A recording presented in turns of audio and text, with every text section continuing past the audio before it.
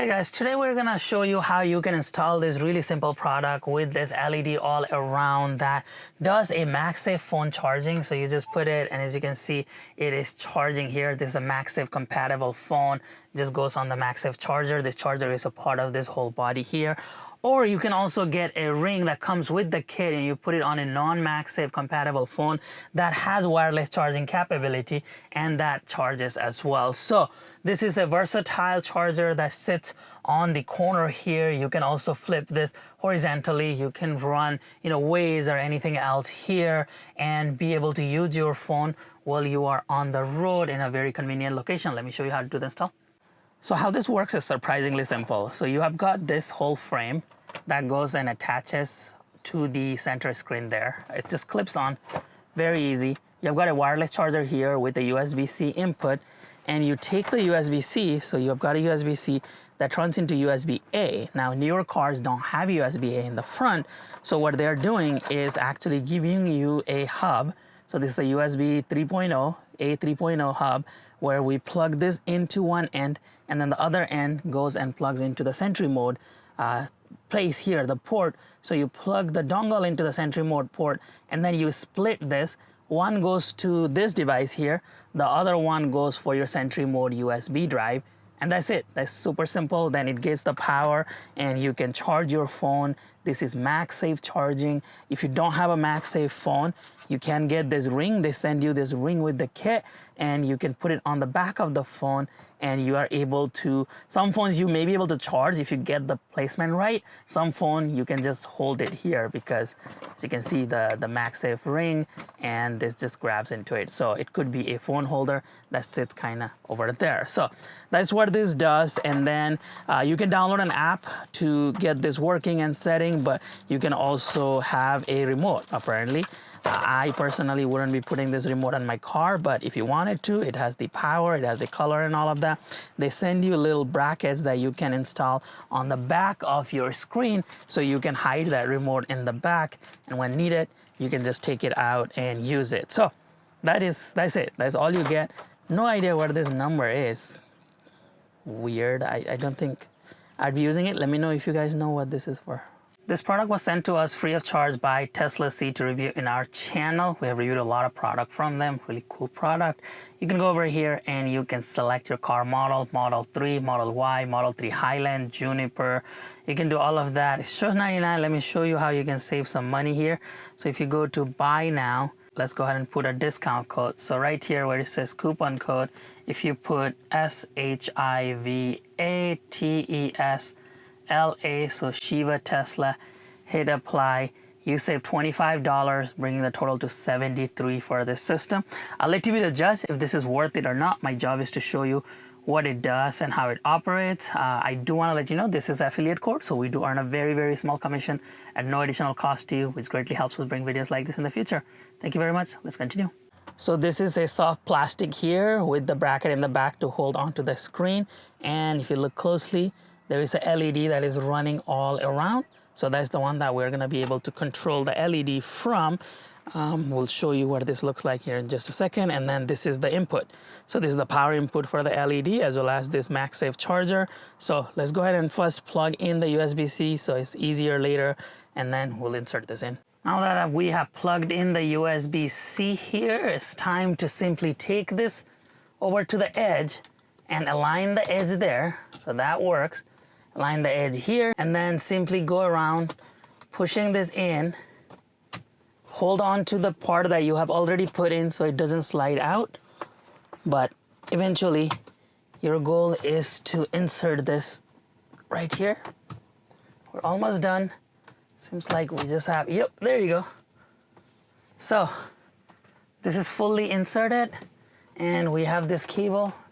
We're gonna be taking this out from the back, but that's where we're at.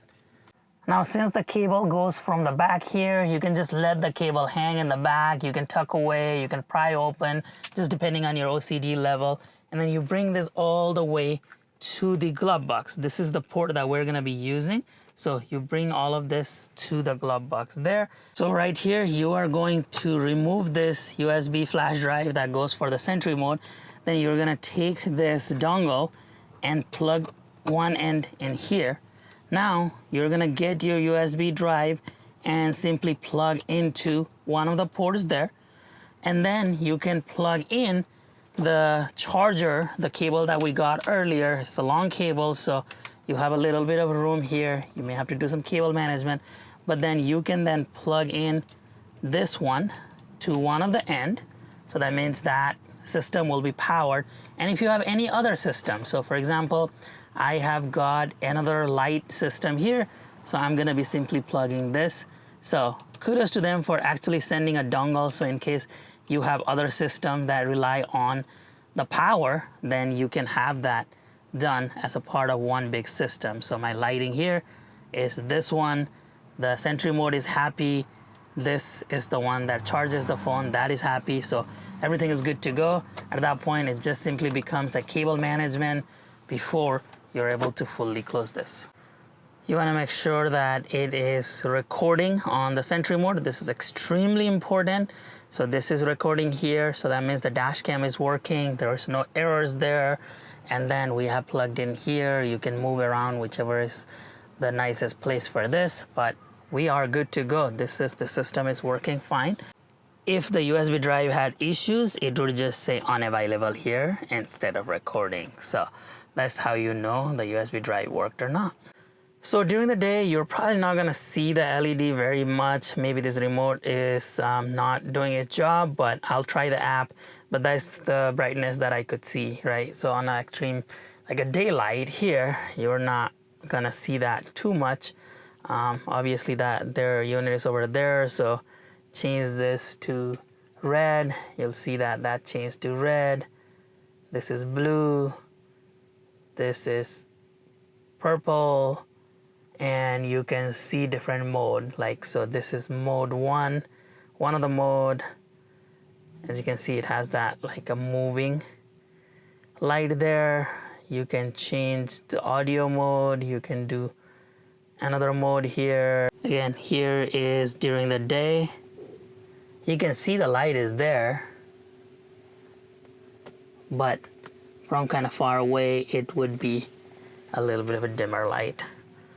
Now, of course, you can just put the Magsafe phones like normal here and it starts charging because they have got magnet. But if you don't have a Magsafe phone, and if you have a phone like this is an older iPhone, they do send this ring where you can peel this ring off. So if you see, it has 3M here, and then you can carefully place it. I'm gonna try to place it where I think the magnet is. I believe the magnet is somewhere right here for this phone where the wireless charging system is, and see if it charges. I don't think it's gonna charge, but just in case. So it's kind of right here in the middle for this XS Max. I believe the wireless charging pad is right here. But the idea is to then just be able to put it here. Oh, I got lucky, guys.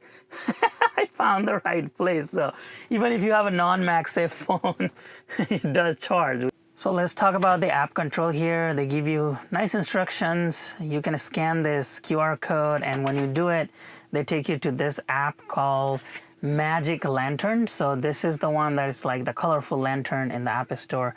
You hit that OK, and initially it asks you for Bluetooth and all that. If you just let it connect, it will automatically connect. Right now it says QA0008, so that's the product that we have. It is already connected. If it is not connected, go over here and hit refresh, and that should connect. So right now this is fully connected, and as you can see, I can change this to green, blue, all of that, and you can see that it changes based on what I am pressing. So that's how simple the app is, but this is where all the fun is, on the style. So right now you can go from basic. As you can see, there's like just so much that you can change and go through. Look at that purple, cyan. I mean, all of this is just on the basic. There's curtain. So if you look at it, this is what they call it, curtain, cyan open, yellow open. There's just so much that you can change here. There is transition, which is, you can go from color yellow to black, to color to purple, color to purple back, white back. It has just so much here. I think the water one is pretty cool. As you can see, it changes the flow. I really like this one. That one is color water back to 727. But you can see that it can go from different one, GB water. This is actually really bright and nice. So you get the idea. There's just so much that you can go through here. RGB, water. This is flow, so you can flow back, tail, run.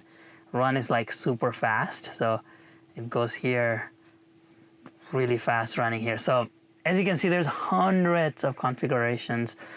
This is run back, that you can change.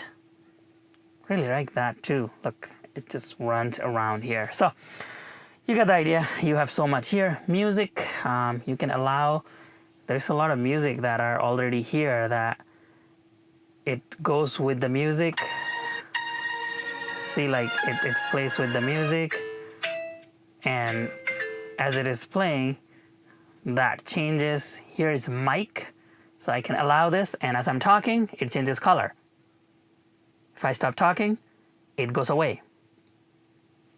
So that's how it is sensitive to your voice. So if you're talking in the car, then this flashes, which is pretty awesome. You can also schedule this. Going back to style, you can change all of that. So a lot of customization option in this little light. For those of you wondering, does it affect the steering wheel? Not at all. You can turn this.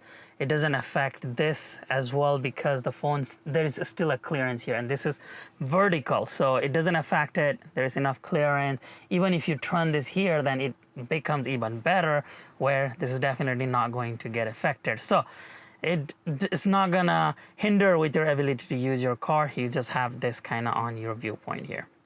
So it is completely dark outside, and this system looks really cool.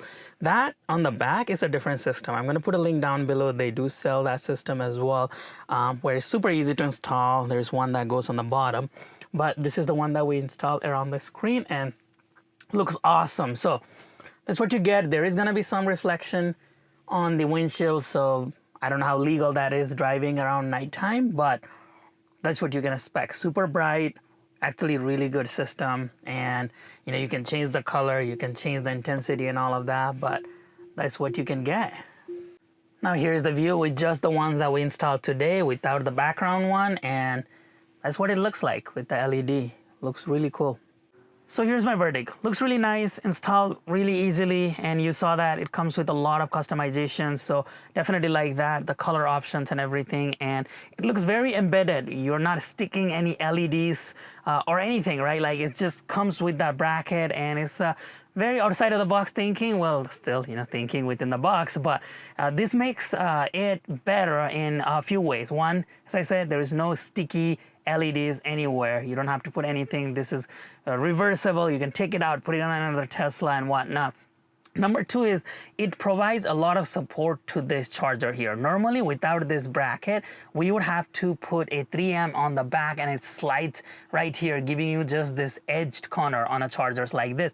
Or where we have reviewed a charger where you need the suction cup to go back here and then attach it. This one looks very, very included here, the OEM type of a deal, where it just sits on the corner and you get an extra LED with the support. So this is not likely going to just fall off even with a heavy phone, because that's the issue that you have with the suction cup ones, are like the suction cup falls down and slides over time. Another thing, of course, you saw that, you know, you have all this wireless charging capability, Magsafe, as well as wireless charging capability, even on a phone that does not have Magsafe, you can do that. So it provides all of those benefits and looks very well integrated. Now, of course, my job here is to nitpick on things so that I can provide feedback so they can make their products better. First of all, the wiring. So they made it super easy. So it runs the wire from here to the glove box, and it works. They were nice enough to send a USB 3.0 splitter, which is awesome because normally companies send USB 2.0 and Tesla freaks out saying it's too slow. So they did the 3.0. It's all good and it works. But with the current political climate and everything going on, I want to make sure that my Sentry mode works at all times. And I do not want to compromise it even for a bit, even if it works. So my alternate way would be to route this cable from here and then take it from the side and then plug it into the USB-C in the back on the newer cars. And for older cars, you have to do that anyways because you don't got a port on your glove box. You have to take the cable from here and then plug it into the USB-A. Because the one end of this is a USB-A, I think they just need to send something like this where it's a USB-A to USB-C so we can plug into the USB-C on the back. I think that's all they're missing because the cable is long enough to reach to the back and then I plug it in. Even though it is a longer cable and on the back it is going to be plugged in, I still don't want to compromise anything to do with the Sentry mode because safety is a priority and I want to make sure my car is recording at all times. So that would be one of the suggestions for them, is to send a simple converter like this. And absolutely nitpicking, it would be really nice if it had a little bit of hinge where I can turn this phone towards me. So if I have a Waze or something wrong, it would be at this angle rather than being it straight here. So what do you all think about this system? Would you get it for Tesla Model 3 or Model Y? This should fit the Model 3 Highland, Model Y Juniper, all of the Tesla Model 3s or Y. So it's a unique solution. As I said, please let me know your thoughts in the comment section below, your likes, your dislikes, just general observation after watching this video. If you liked today's video, if you found it helpful and would like to see more videos like this in the future, please give us a thumbs up, subscribe to the channel, and come back again soon.